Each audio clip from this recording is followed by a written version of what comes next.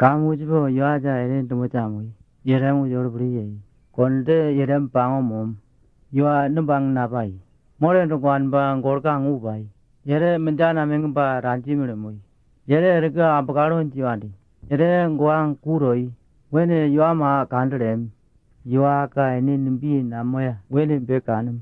In you are or Kakara Anganjironga, you are Kaye Rebundoi, Conde Condomum. You are Conde Wanda Nabai. Tangiga, you are all this is Magani.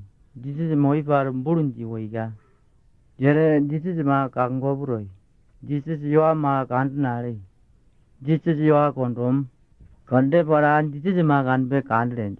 This is Jaga Conde, this is Jagan Yene. Conde, you are Ma Pang Mom Conde, this is my chicken Jim. Ni nom Narari and Benba. No, Nimkan Munba, Nim go to Warie. I nom the mon, Dilly and Dantamon, Din our Binpan. Condemn Benjam. Jesus, you are man, Jimmer, Nim Ben Ainen. You are Jimmer, Naim Bena Free Bandi. Conde Free Nam Pangor Morebandi. Jesus in Ziga, Conde Worry. Aro, you are even Namui. Yere Gamgaro, Womonba, Menjamengi. Conde Toyua, this is again count to go out on the Buddha. You are yere, this is Moibara out of Mobergani. This is Manjamba Yerem Jimere. Ni the main Pembenva. Ni Gren Gondin Ki Yargan on the Benvani. You are out of Queer Womoy. Yere the member when a free man. An una rem cantanarem. No, the mena eren the memoremoro. No, the mena conde primore. Conde the gentle Conde nom can't no amba and punga can't pun.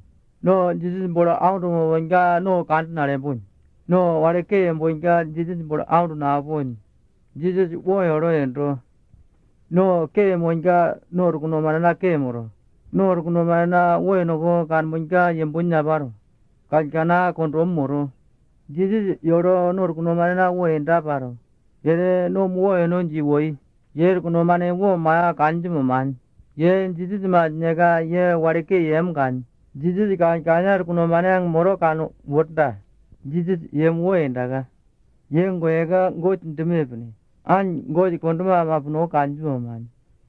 Ye mang inega jisis man jinemere. Nar kuno mane na wo maya kanova. Na warike yer kan jisis ni ngron dabin. Go di konduma ma wo daga napno kanova. Jisis ni to wo entwa. No, the boy man, this is in Bay and Dagano. Bye.